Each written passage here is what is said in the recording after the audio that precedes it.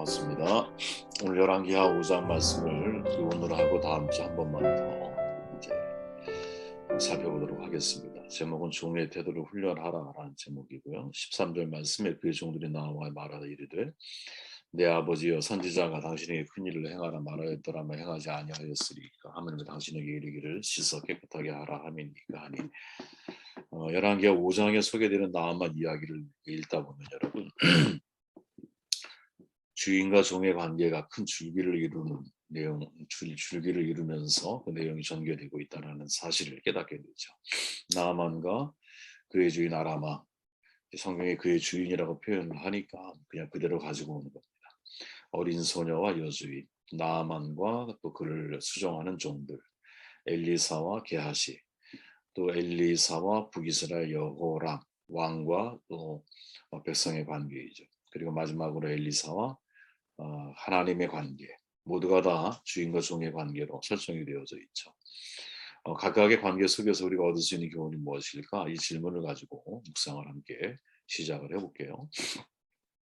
먼저 순서대로 제가 이제 말씀을 나누면 1절에 보니까 이렇게 말하죠. 아람 왕의 군대장관 나아만은 그의 주인 앞에서 크고 존귀한 자다. 세 번역에서는 왕이 아끼는 큰 인물이고 존경받는 사람이었다. 이렇게 소개를 하죠. 성경은 나아만 장군의 주인을 이제 아람 왕으로 소개를 하고 있어요. 다시 말하면 주인과 종의 관계로 비유하고 있죠. 나아만은 왕이 아끼는 인물이고 백성에게 존경을 받는 사람입니다. 그는 세상 속에 살아가는 저는 이제 신앙인의 삶이 아닐까 이런 생각을 했어요. 왜? 둘의 관계가 이제 사회 속에서의 관계잖아요. 그죠? 저는 그리스도인이 된다는 것은 세상을 등지고 교회에만 종속되어 살아가는 것을 의미하지 않는다고 생각을 하거든요. 도리어 세상에서도 총애를 받는 사람, 함께하는 사람들에게 존경을 받는 사람이 되는 거죠. 그래야 우리가 하는 말이 사람들에게 선한 영향력으로 전달되지 않겠는가. 바벨론 포로기에 여러분 다니엘에 대한 성경의 증언이 있잖아요.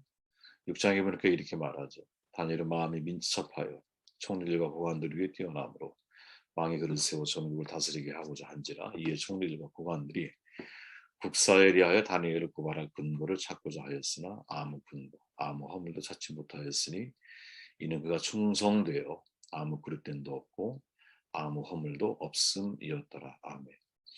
다니엘은 여러분 이게 다리오 왕 때인데 다리오 왕에게도 총애를 받죠.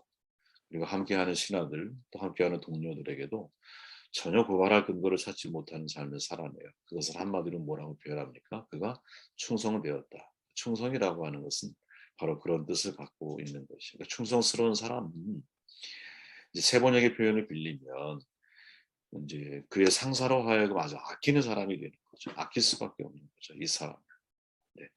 다니엘 시대에 사자굴에 던져진 다니엘을 향해 너 괜찮아? 괜찮아? 하고 왕이만 외치잖아요. 그죠?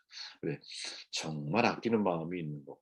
그가 비록 포로를 끌려온 사람이지만 그의 인성이나 성품이나 그의 실력이나 모든 면에서 그릇됨이 없는 거죠.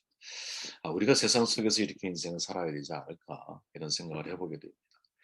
과거 종교학자들이 직업을 소명이라고 표현했잖아요. 그죠? 가급적이면 직업에 무능하지 않은 사람이 되려고 노력을 해야 되는 거죠. 바울이 데살로니가 교회를 향해서 말할 때 이렇게 말하잖아요. 조용하게 살기를 힘쓰고 자기 일에 전념해라. 자기 손으로 일을 해라. 그리고 바깥 사람들에 대하여 품위 있게 살아가야 합니다. 또 아무에게도 신세를 지는 일이 없도록 해야 할 겁니다. 이 데살로니가 전서 4장 11절 12절의 말씀인데 눈에 확 들어오는 구절이 있죠. 야, 내가 사람에 대해서 특히 누구 바깥 사람에 대해서 좀 품위 있게 살아야겠구나. 품위 있게. 저는 이제 제가 사람들을 만나고 또 이제 같이 회의도 하고 막 이럴 때 굉장히 아쉬운 순간들이 많이 있었어요. 그게 어떤 때냐? 회의도 품격 있게 회의할 수 있거든요, 여러분. 서로를 정말 위하는 마음으로 회의에 빠지게 만드는 게 아니라 회의를 품격 있게 만들어갈 수 있다. 어떤 품격? 서로가 상대에 대한 배려와 존중, 또 자기 말에 대한 책임지려고 하는 자세, 그리고 어떤 일을 제안할 때는 대안까지 생각을 하고 제안을 하려고 하는 태도, 이 모든 것들이 사실은 그 사람의 품격이죠. 품위 있게 만들어주는 거죠. 자, 나만 장군으로서는 여러분 자기 일을 포기할 수가 없었어요. 회복이 되고 나서도. 이미 하나님을 내가 믿게 된 것은 분명해. 그러니까 자기가 이제 예를 들어서 어, 자기가 섬기는 그 왕, 그 아람 왕, 아람 왕에게 돌아가든지 돌아가지 않는지 둘 중에 하나 선택을 해. 돌아가게 되면 거기서 내가 충성스럽게 지금까지 해왔던 대로 살아야 되는데, 그러나 자기 마음속에서는 아람 왕이 섬기는 림몬 신전에 내가 정기적으로 가서 함께 보좌할 수밖에 없는 거거든요. 그러니까 그 괴로움을 엘리사에게 그대로 털어놓죠. 그죠? 시리아 왕의 신하이기 때문에 왕을 모시고 림몬 신전에 들어가 허리를 굽힐 때 하나님께서 나를 벌하시지 않기를 바라는 거죠. 왜? 그게 자기의 진심이 아니니까. 자기는 현실적으로 어디에서 왕의 신하로서의 충성스러운 삶을 살아가야 되거든요. 그러니까 엘리사가 그런 현실을 수긍을 해. 그래서 말하자, 안심하고 가라.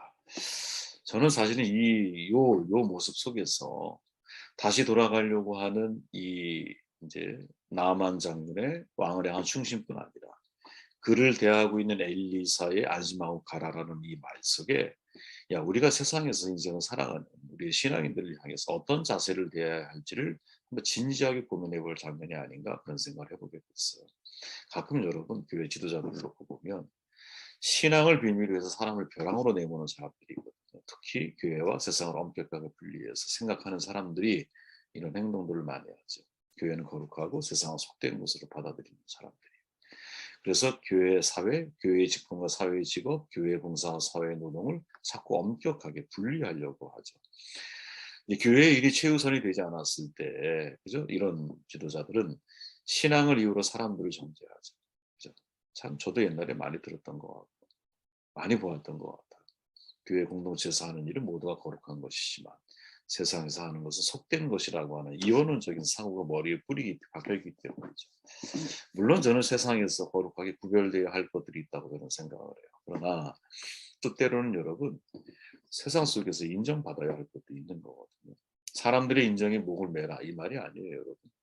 세상 사람들이 우리를 보아도 아낄 수밖에 없는 사람, 존경받을 수밖에 없는 사람이 되어야 한다는 거죠. 나아만 장군은 여러분 아람 왕에게 충성을 다하면서 훗날 보면 자신의 신앙의 절기를 지키며 살아가지 않았을까요? 저의 기대만 있지만, 그죠? 저는 이러한 충성이 우리에게 필요하다라는 생각을 해보게 돼요. 목회자는 여러분 교회 중심으로 살아가니까 하나님의 일에 충성하고 세상을 속해 살아갈 일이 별로 없잖아요. 근데 여러분들은 다르죠. 여러분들의 삶의 직업 터전 자체가 세상 속이잖아. 그런데 그 속에서도 내가 신앙의 절개를 지킨다고 세상을 속된 곳이라고 생각하지 말고 세상 속에서 어떻게 내가 사람들에게 아낌을 받는 사람, 존경을 받는 사람이 되는 것이 이게 진짜 충성스러운 사람의 모습이 아닐까 그런 생각을 해보게 되었습니다. 3절 4절 그 소녀가 여주인에게 말하였다. 주인 어른께서 사마리아에 있는 한 예언자를 만나보시면 좋겠습니다. 그분이라면 어른의 나병을 고칠 수 있을 거야. 이렇게 쭉 이야기를 하죠. 주인이 신뢰하는 종이 되는 거죠. 신뢰를 얻어라 이 말이죠. 여주인은 어린 소녀의 말을 신뢰해요. 제가 어제 자세히 나누었지만 그 말을 나아만에게 이제 전달하고 나아만 아람에게 보고하잖아요. 자, 잡혀온 어린 소녀가 생존을 위해 주인에게 충성하는 것은 너무나 자연스럽고 당연한 거예요.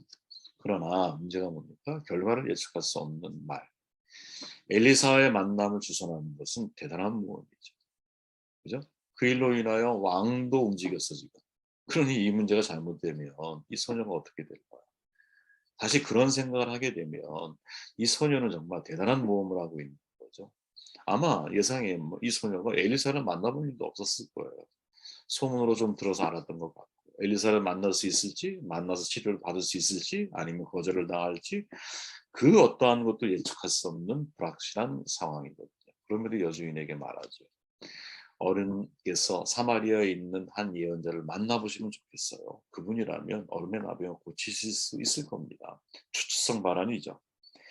그분이면 반드시 고칩니다. 이게 아니라 그분이라면 고치실 수 있을 거예요. 이렇게 말을 해요. 근데 이 말을 여주인이 받아들이죠. 어떻게 받아들일 수 있을까? 그 소녀에 대한 진짜 신뢰하는 마음이 있기 때문인 거예요, 여러분. 소녀가 그렇게 살아왔던 거죠. 기간이 얼마인지는 모르지만 여주인의 입장에서는 얘가 거짓말할 아이가 아닌 거야. 한 사람의 말에 신뢰가 있다는 것은 여러분 단순히 그 사람의 말이 얼마나 잘 포장해서 전달되느냐 여기에 달린 게 아니죠. 절대 그렇지 않아요. 신뢰에서 중요한 것은 여러분 단어로 이루어진 문장이 아니라, 그죠? 그 말을 전달하는 사람의 이 삶이 전제가 되어져야 하는 것이죠. 자신의 말에 행동으로 책임지지 않는 사람의 열변, 여러분, 아무리 내가 수사법을 동원해서 말한다 할지라도 공허한 거거든요. 차라리 좀 어리숙하지만 자기의 삶으로 그 말을 뒷받침하는 이의 삶이, 그 말이 묵직한 거예요. 아이들을 사랑하고 아이들이 현존하는 미래라고 수많은 사람들이 말을 하잖아. 그거를 반드시 우리가 해야 된다. 말은 누구나 못합니까? 근데 정말 묵직한 사람은 어떤 사람이냐면, 그래, 내가 그렇게 생각하고 있어? 그걸 내 행동으로 그냥 표현하는 거죠. 행동이 말로 이어질 때 사람은 우리를 신뢰하는. 마하트마 간디의 말이 있어요, 여러분. 행동은 우선순위를 표현한다. 이게 되게 중요한 말이거든요. 내가 정말 우선순위를 거기에 두고 있다면 내 행동이 그것을 표현하게 되어 있다는 거죠. 그 사람의 진실함, 진정성을 보여주는 거예요. 그죠? 그러니까 우리의 행동이 우리의 말을 지지할 수도 있고 우리의 말을 모순되게도 만들 수도 있는 거거든요. 그죠? 그러니까 내 말이 행동을 동반하고 있다면 그 권위를 얻어요. 그래서 권위라고 하는 말은 여러분 원래 본어의 의미가 행동하는 힘이죠. 행동하는 힘. 말에서 더더욱 깊은 신뢰감을 주기 위해서는 내 행동이 반드시 뒷받침이 되어져야 된다. 이거를 그대로 한번 적용해 보자는 거예요. 누구에게? 이 어린 소녀에게. 이 어린 소녀는 아마 제가 볼 때 여주인은 엄마처럼 되어 있던 것 같아요. 엄마처럼. 그죠? 여주인은 정말 사랑하는 거예요. 여주인을 사랑하니까 당연히 그의 남편 나아만은 아버지를 대하는 마음으로다가 아마 이 소녀가 대하지 않았을까. 그걸 누가 알아요? 받는 사람이 알고. 사람은 여러분 다 안다니까요. 그죠? 아무리 무뚝뚝해 보여도 여러분 그 사람이 이렇게 이제 우리나라 아저씨들이 그런 특징이 있잖아요. 되게 무뚝뚝한데 가만히 돌아보면 츤데레 같잖아요. 그죠? 너무 사람들 뒤에서 챙기고 겉에서는 막 무뚝뚝하게 말을 하지만 속마음은 그게 아닌 거죠. 근데 그 마음의 진심을 알게 됐을 때 사실은 굉장히 크게 감동하죠. 저게 저분의 진심이었구나. 참 따뜻한 사람이었구나. 이런 생각이 들죠. 그런 마음이 들 때 모든 게 다 이해가 되죠. 신뢰가 되고 믿어지고. 그렇죠? 저 사람이 나를 위하는 거야. 이런 마음이 들죠. 그렇죠? 행동이 우선순위를 표현하는 거죠. 어린 소녀에 대한 여주인의 마음이 아마 그랬던 것 같아요. 딸처럼 여겼던 것 같고 아마 서로가 다 그렇게 연결되어져 있었겠지. 그렇기에 우리 어른이 나아만 장군님께서 그분을 만나면 어떻게든 병을 고치실 수 있지 않을까요? 이렇게 말을 하는 거죠. 그 말이 여주인에게 아주 강력한 뭐랄까요? 기회로 이렇게 받아들여지는 거죠. 그래. 어떤 일이 있어도 한번 이 일을 실행에 옮겨봐야겠구나. 이런 마음이 드는 거지.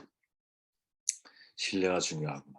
이런 생각을 해봤어요. 여기까지만 할게요. 13절 말씀을 읽고 나아만과 그의 종들이죠.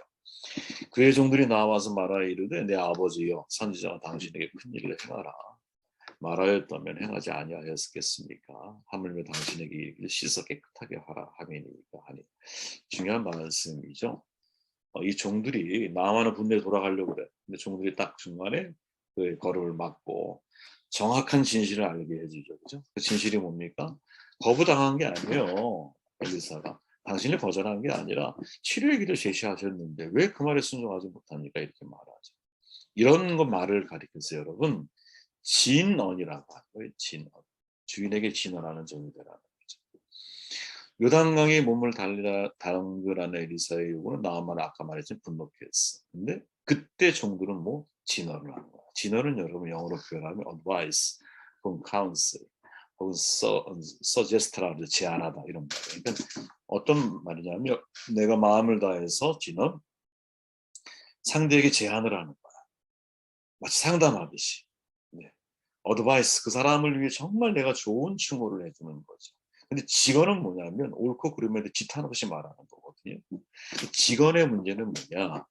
말이 틀렸을 경우에 여러분 나의 용기가 객기가 될 수 있다라는 거예요. 난 용기 있게 그 사람에 대해서 있는 그대로 표현을 했는데 내가 잘못됐다고 한번 가정해 보세요. 그건 용기가 객기가 되는 거지.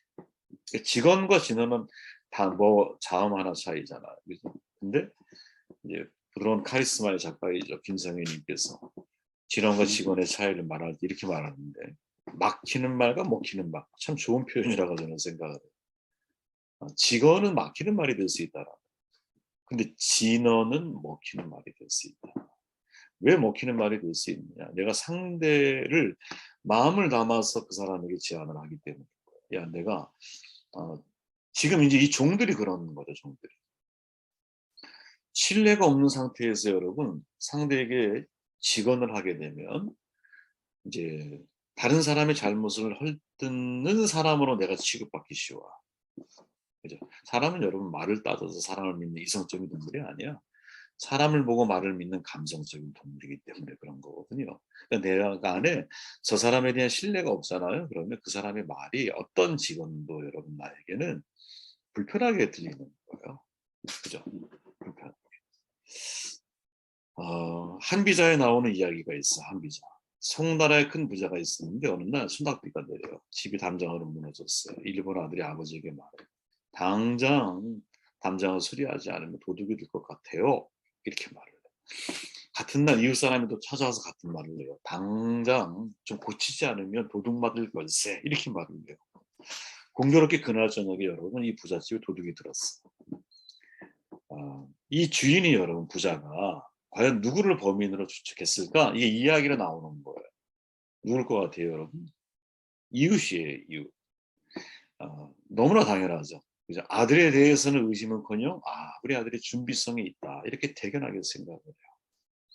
근데 이웃에 대해서는 나한테 말한 그 친구의 그 말, 진원이든 직원이든 간에 그 말로 인하여 그 사람은 도둑으로 의심을 받게 돼. 토시 하나 틀리지 않고 똑같은 내용을 말하거든요. 근데 입장에 따라 해석이 달라져요. 이유가 뭐냐? 이유가 뭐냐? 상대에 대한 기본적인 신뢰가 다르다는 거죠. 자, 나하만의 종들의 진언이 여러분, 나하만에게 받아들여지는 이유가 뭘까요? 저는 그 본문 속에 그냥 답이 있다고 봐요. 내 아버지여라는 거죠, 내 아버지. 예. 나하만은 여러분 이 종들이지만, 그죠? 신하들이지만 이 종들이 나를 어떤 마음을 가지고 나를 대하고 있는지를 나만이 알아. 그 마음이 뭐냐? 아버지 같은 거야, 아버지. 아버지가 병에서 회복되기를 원하는 자식의 마음으로 나에게 말을 하고 있다고 생각을 하는 거예요. 한비자 그 이야기와 똑같은 거죠, 사실은. 담장 수리하지 않으면 도둑 맞을 거예요. 이웃이 똑같은 말을 하잖아. 근데 도둑은 누가 돼? 이웃이 되는 거야, 아버지 입장에서는. 이유가 뭐예요? 아군의식. 한 배를 탄 동지의식을 가지고 있다는 거죠.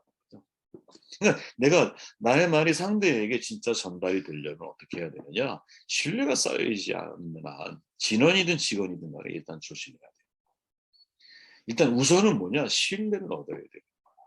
제가 우리 아이들에게 예를 들어 어떤 선생님 스텝을 세울 때 제일 먼저 요구하는 게 있어요. 그게 뭐냐? 당신이 아이들이 신뢰를 하기 전까지 아무것도 아이들에게 요구하지 말라. 아무것도 요구하지 마십시오. 일단 제일 중요한 거는 아이들이 당신을 신뢰할 때까지 그때까지 아이들을 기다려주고 사랑해주고 전 그랬으면 좋겠다 이렇게 말을 하거든요. 이유가 뭐냐면 여러분 신뢰하면 야단을 쳐도 상처가 안 되고 아이들이 받아들여요. 근데 신뢰가 안 쌓이잖아요. 그러면 하는 모든 말이 다 꼰대 같은 말이 돼요. 제가 아이들과 함께 하면서 느끼는 정말 중요한 거였어요. 야, 이게 신뢰를 얻기까지는 말을 조심해야 돼요. 항상 그런 생각이 들었어요. 오늘은 이 세 종류의 주인과 종의 관계를 나누었습니다. 다음 주에 나머지 또 세 종류의 말씀을 나눌게요.